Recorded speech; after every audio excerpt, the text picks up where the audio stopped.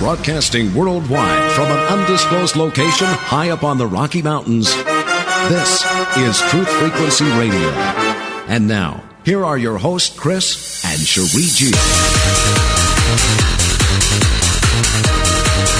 All right, ladies and gentlemen, here we are once again tapped into the Truth Frequency. It is August 3rd, 2013. We have some groundbreaking information for you. I don't even know where to begin, so I guess I'll begin with this article here.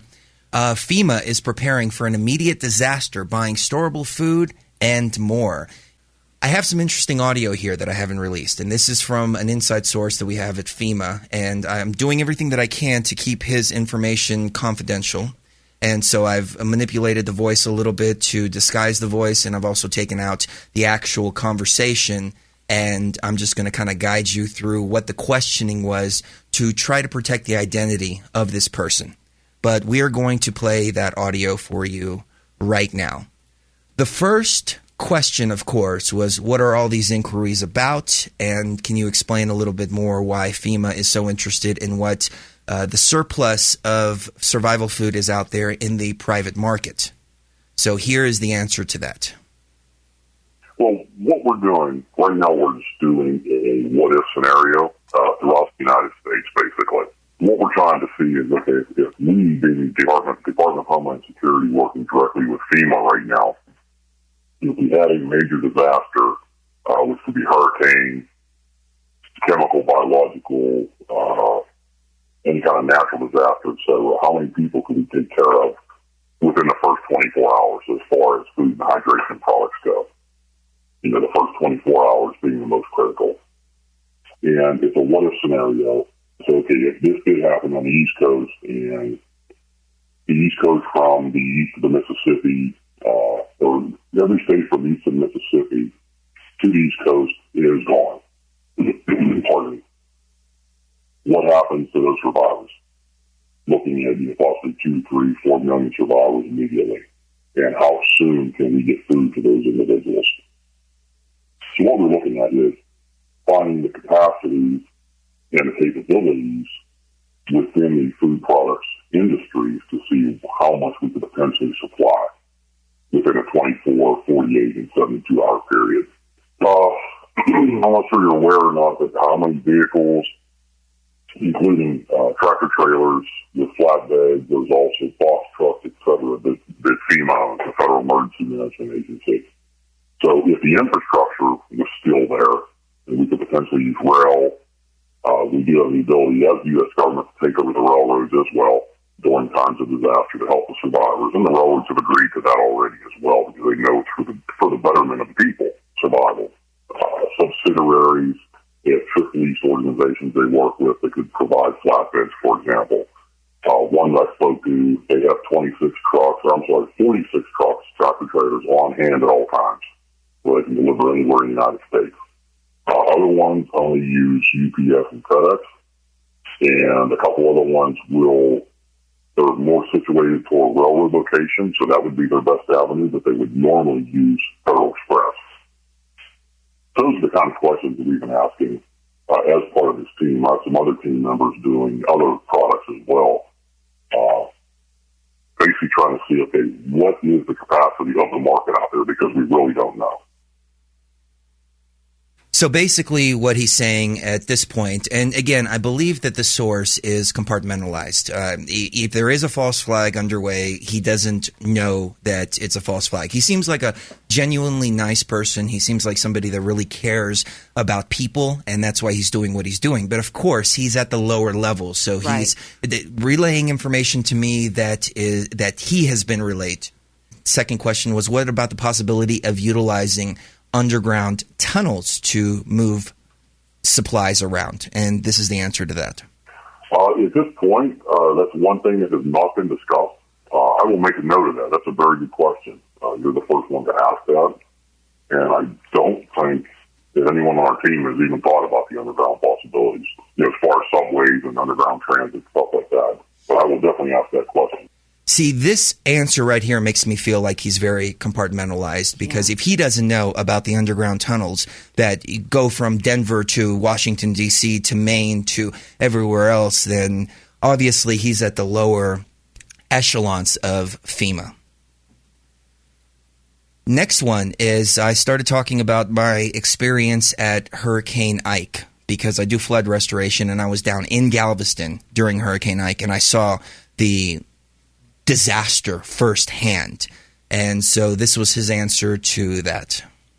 Yes, and you witnessed it firsthand. I mean, you know exactly what it is. And I think for those that have not, it's kind of an unrealistic view when you capture it on television, that you see things, something like that, a nature disaster, a major tornado, or hurricane, or, just overall flooding.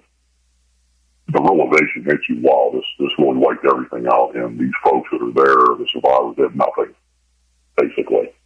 Through Sandy, I think the U.S. in general noticed was the reaction time is much better by the federal government, especially FEMA, in getting survivors to locations where they could have food, clothing, and shelter. If things were recoverable, we had the Coast Guard, we had the National Guard, we had regular active duty military in there assisting as well. To sort of put the survivors, to put the survivors at ease, to say, hey, you have a place to go, we can get you food, clothing, and shelter, and then we can work on everything else after that. So now we're at the point where we're like, okay, we have these distribution centers located throughout the United States, and we have capacity to store a large amount of materials, food products, etc., and hydration salts. And we're seeing, okay, well, what's available out there in the market? Based on shelf life, a lot of products, anywhere from 7 to 25 years, as you're well aware. That's a long time to keep in storage. And if you can say, hey, we can store 1 million meals or servings at each location, that's a pretty decent amount of immediate response items that we have to our availability, immediate availability to give the survivors, to well beyond the numbers that we've used in previous studies, et cetera, in previous, what we saw in Katrina. So we're talking more capability, or potentially anywhere from 2 to 5 million survivors, and distributing food products to them within 24 hours. All right, we are back, and the question on the table here: what is FEMA planning to do with the looters and the people that act counterproductive to the survival of each other? I mean, that's pretty much what it is, because you've got two types of people in an emergency situation. Number one, the ones that help each other out, and number two, the ones that want to take and take and take and take. So that is a very real problem, and I saw it firsthand in Hurricane Ike. Let's get the answer from our inside source at FEMA. Yes, and what something like that does, as you're obviously aware, it will bring out the best in people, and it will bring out the worst in people. I won't say the worst in people, but it brings out the worst people. And that's when those type of issues occur. It's bringing in active duty military as well to control the looting and murders and shootings, robberies, looting, things like that. I'll just use this for an example. We're taking the amount of survivors that occurred during Katrina, and we're multiplying that. As I mentioned, we're looking at anywhere from 2 to 5 million individuals being affected immediately. And that's what we're ramping up to try to say, okay, if we had this happen, and we need this much survivor products and housing and clothing, how much can we possibly do based on the capabilities and capacities of the industry that's producing these goods and services? So it's openly admitted in every level of FEMA that they are prepared to bring in active military to quell any kind of rioting or any kind of upheaval in an emergency situation. So the military has been trained, and they are ready for gun confiscation. They're ready for anything that they need to do, and they are prepared to fire upon American citizens. The next question is, what are some of the possible situations that FEMA is preparing for? What should we be looking out for? And this is the answer to that. Well, the first one that I think it sort of fell to the wayside, but it still is a very realistic thing, is a nuclear holocaust, basically. crazy, get out there, start setting off 30 bombs everywhere, and before you know it, you have 2, 3, 10 million people trying to move at one time or displaced from their areas. Obviously still a real threat. Chemical warfare is very rampant, as most folks are not aware of. Any kind of natural disaster, for example, if we were to be hit with a meteor, we saw what it did in Russia, and that was a very tiny meteor. Multiply that 50-fold, and you have the potential to wipe out probably a tri-state area. Depending on where it hits, if it hit New York, Pennsylvania, et cetera, New Jersey, there's our 10 million limit right there. So when they started presenting this cost, we had the same effect, or the same response. How many? It's a huge undertaking, obviously, and requires a lot of coordination through logistics and the public, private sector as well. A lot of collaboration between a lot of different entities. So they're gearing up for something big. He's talking about the potential of a meteor hitting the Earth or an asteroid hitting the Earth 50 times larger than Russia, than the one that hit Russia. So that's why we have Marshall Masters on in the second and third hour of the broadcast, because we're going to talk about that as well. But then again, we do have this drill that's being run at the Denver International Airport. Is it a drill or is it a real event? I know that it's in the middle of August or late August. It's sometime in August. So again, these are the puzzle pieces. We're doing our best to connect them, but it's ultimately up to you to decide for yourself. And I actually come out and I ask him firsthand about the Denver International Airport drill. And this was his response to that. There's potential in just about every transportation location, nation and worldwide. I'll give an example. In our harbors and all that, where a lot of our food comes in from overseas, et cetera, things of that nature. A lot of the airports, whether it be the international, the national, or the locals, basically we need to prepare what we've done. We have prepared, and we're just going more in depth now, is if you had an attack on one of those international airports and you had military forces from a foreign country dropping in there, well, what do you do? Contingency responses to that. We do a lot of drills as far as local, state, tribal levels. And we'll go in and say, okay, today we're going to evacuate this town of 15,000 people. You let the folks know about it and you get them involved so that it kind of puts them in a feeling of, hey, they're involving us. This isn't going to be a spur of the moment thing. Now we know what we're supposed to do if this ever does happen. And I'm going to try to squeeze this last one in. Well, there's two more actually, but I'm going to try to squeeze this one in before we hit the break, which will be in a couple of minutes. Next question, I just wanted to get the information again, even though he already went over it, but I wanted to make sure that I heard him correctly. Is the military trained and ready for a disaster in the United States? Oh, absolutely. That's one thing, rest assured, is having been in the military as well. I give the younger generation of military folks a lot of credit. They're on a wide scope of tasks and objectives, and they handle them all quite well.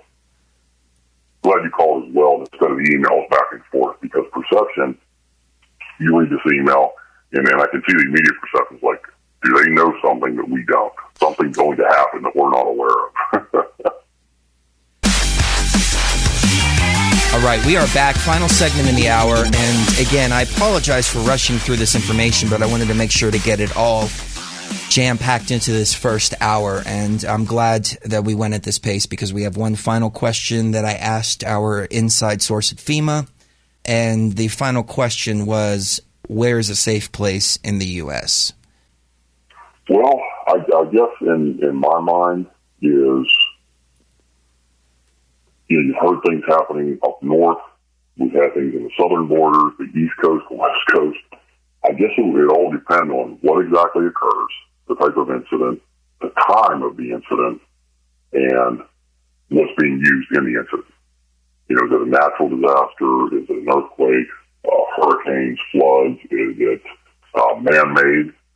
Is it a fire, for example, in California that gets out of control, that can't be stopped, and things of that nature. So it's really hard to say. I mean, I know I'm a mountain type person. I prefer to be in the mountains alone. But so it would all depend. I mean, I can't even give you a solid answer on that. It would all depend on the extent of the disaster. That's all. Where technology is least effective or affected, that would probably be a good venture. You have your own generators and solar power and things of that nature, water purification system, and being in the mountains would be a good place for sure. If I can answer any more questions, put your mind at ease. All right. So, in summation, FEMA has been preparing their employees for a large disaster. It could be anything from dirty bombs, chemical warfare, pandemic outbreak, nuclear attacks, foreign military attacks on international airports, an asteroid event, or something even worse. But they're preparing for something that can take out, he stated 2 million to 5 million, and other sources stated 4 million to 10 million survivors. So there's some discrepancy there, but anyway it goes, that's a lot of survivors, a lot of people displaced. And one thing that I should have asked when I was speaking to him, and maybe I'll get an opportunity to speak to him again, would be about the FEMA relocation centers. So that's something that I just didn't get an opportunity to ask, but it would have been interesting. He did kind of mention them, though, that there are facilities to place these displaced people. So you take it for what it's worth. And again, the purpose of Truth Frequency is to deliver this information to you without the hate, hype, and fear. So we don't want anybody to get fearful as a result of this. We don't want anybody to operate from a negative frequency. That's what the Truth Frequency is. It's a positive frequency. It's something that we can really look at this kind of information from an outside perspective, digest this information, analyze this information, and plan accordingly. Full-blown agree with you on that. I am concerned, however, about the lack of information that he has for himself and for his family. And I can only imagine being in that situation. Well, he could have a lot more information that he's just not disclosing. You have to remember, that these people true. Sign non-disclosure agreements. These people are bound. These people are threatened. Yeah. So there is that element of it as well. But at least on the surface, we know exactly what FEMA is training for. Mm-hmm. We'll be right back, ladies and gentlemen. Marshall Masters on the other side. We'll talk about Planet X, Nibiru, Earth changes, and we'll also talk about self-healing, some new work that he's doing, feelbetteronyourOwn.com. No products, no nothing. A way to heal yourself and feel better without any chemicals or even herbs. That'll be interesting. We'll be right back.